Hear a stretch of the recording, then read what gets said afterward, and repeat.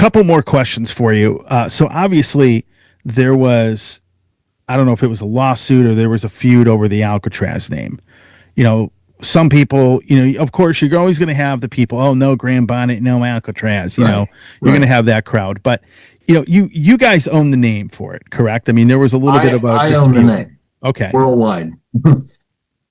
Papers, lawyers, papers. I own the name. Okay. So, so you actually own the band name, because I remember reading Facebook posts, oh, they stole the band name, and it's like, all that crazy stuff. So that's all resolved then. There's no. Yes, it's resolved because there's nothing else to talk about. And, it's funny, when we first got into it, this back and forth about the name, I registered the name for two reasons. One, because we'd split with Graham. Yeah. And I didn't want him to use it. I wanted to use it. Yeah. And then second of all, a lot of bands don't think about this, but if you don't register a name, then your band can use it.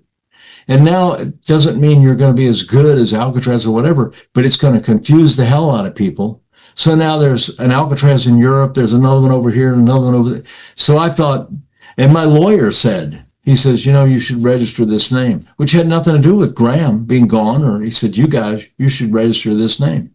Yeah. Because he said, he quoted problems that he'd had with bands that freaking out because somebody started using the name. Sure. So, that had a lot to do with it. I want to make it clean. And so that's what we did. Completely understandable. One of the things I think that's been great for you guys, and I've really been quite a fan of this, is the way that Brave Words Records has done things since bringing bands on board. And you've been on a lot of record labels. You've worked with a lot of people in the industry for the past, 4+ decades. How do you view Brave Words Records? Like, what is it about that label that really made you want to say, you know what, I want to work with these guys? And I know Giles works for him, but there's obviously a lot more to it than that. Yeah, it's Brian Adams.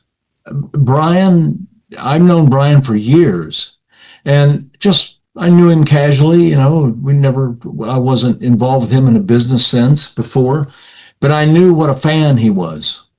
He's like the real deal. He loves the music, and the people that are around him are like that. They're like Michael is that way. Michael loves this music, the press guy, and that to me, that's the whole thing right there. I don't want to be on a label that's not into what we're doing, that are just into it for whatever reason, and Silver Lining was great, and the great people. I love them. But our time was up with them. I mean, the deal was up, and it was time to move on. We hadn't cracked the Billboard top 10 with them, and we weren't, of course, we wished we'd had, and I know Silver Lining did from a financial point. But Brave Words just jumped right in. I mean, Brian was like, let's go, let's do this. And there was never a hesitation. And that was a thrill for me, a label that really wanted you, that was like, yeah, let's do this. Yeah. And it wasn't about the money. They didn't throw a bunch of money at us. There's no bunch of money to be thrown at anybody anymore. No, not at all. Industry's definitely changed. It wasn't about that. And you don't really make money selling records anymore. I mean, you make money touring. And you make a record to advertise your tour, basically, to let people know you're live, and hopefully they like the music, and then they go, "Wow, we want to go see those guys," kind of thing.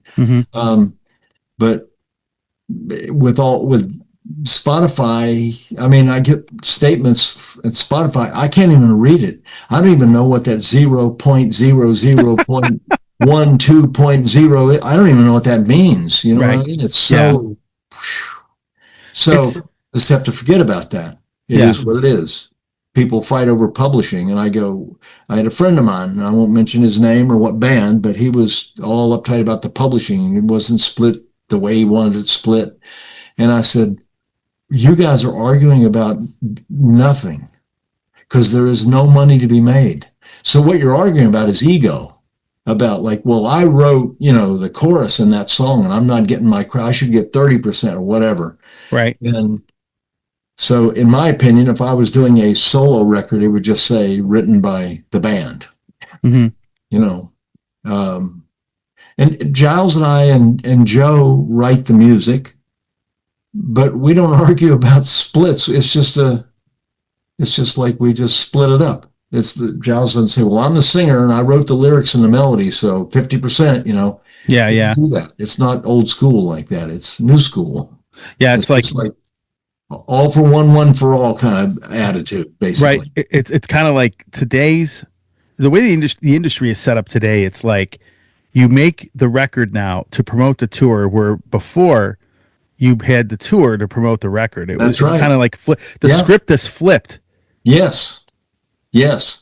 Because I mean, I remember in the band New England being out on the road with Kiss, or we toured with Styx in Kansas and all that stuff. And I remember talking to Tommy Shaw and Jay and Styx, and those guys, they were killing on the road. I mean, Mm-hmm. they were printing money on the road, but they were also printing money with their record sales because they were selling big record sales. I Sure. mean, major records all over the world.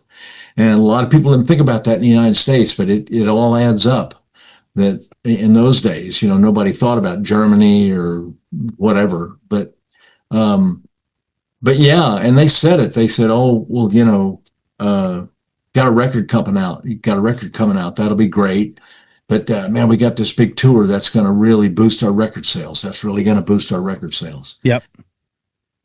And now I suppose it does. It boosts people wanting to hear. Then they go, "Wow, I saw those guys last night, man. Let's go check them out. Go to Spotify or whatever and download or stream whatever and listen." But yeah, it's definitely changed. Yeah, Wow. it definitely has. Interesting thing about the Brave Words, you mentioned, Michael, for example, the industry it definitely changed, and you have to change with the way you promote music and promote artists and promote Oh, any kind of creative. And I think that, we did a whole show on the label here, and we talked about thinking outside of the box. And there's a lot of things that those guys do that you probably won't have a lot of record labels do. I can tell you for a fact you don't have a lot of record labels do some of these things, but it's like anything you have going on, they will promote it for you. yes. A lot of labels won't do that. A lot of publicists definitely won't do that. And there's a lot of weird, interesting out of the box things that, Michael is willing to try or has done, and they've been effective. And, Yes. he's not afraid to try anything. And some people, I can flat out attest to this, that when people, some of these publicists are still doing things the old way, get paid a ridiculous amount of money, then send everything out to your mailing list 5 or 6 times, and that's pretty much what they do. If they set an interview up, they set up an interview. But generally speaking, there's nothing else done with It's most of these over. guys. Yeah, Two but week. I yep, call it the 2 week thing. yeah. Your Your your record your comes album, out, right? two Your weeks album, it's done. yeah, your album doesn't exist after the release date. It's how it is. But It's sort of gotten that way. yeah, Yeah. I don't even know why. I mean, because they know going in, they're not going to make a bundle of money. So they hmm know that it's got to be a bit of a long haul. Um, but yeah, it's 2 weeks and the press stops. And that's always bothered me. And I do understand it from a business standpoint where they've got other bands, and they've got to service the other bands and stuff. But it's disappointing.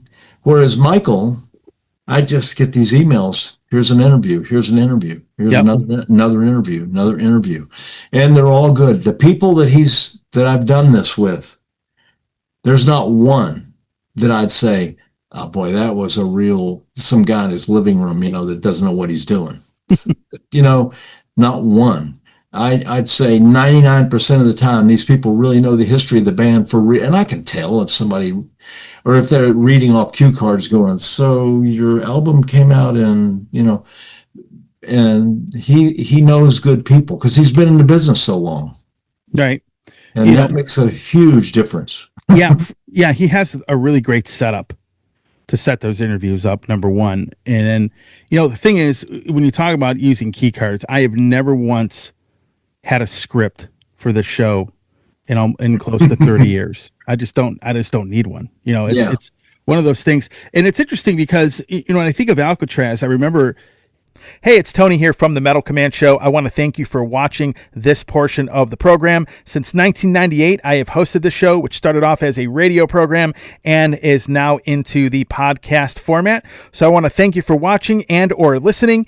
And if you want to support the program, hit the subscribe button, hit that little bell to be notified anytime I do post any content. A lot of you have been supporting the show and really, really helping this show grow, and I cannot do it without all of you.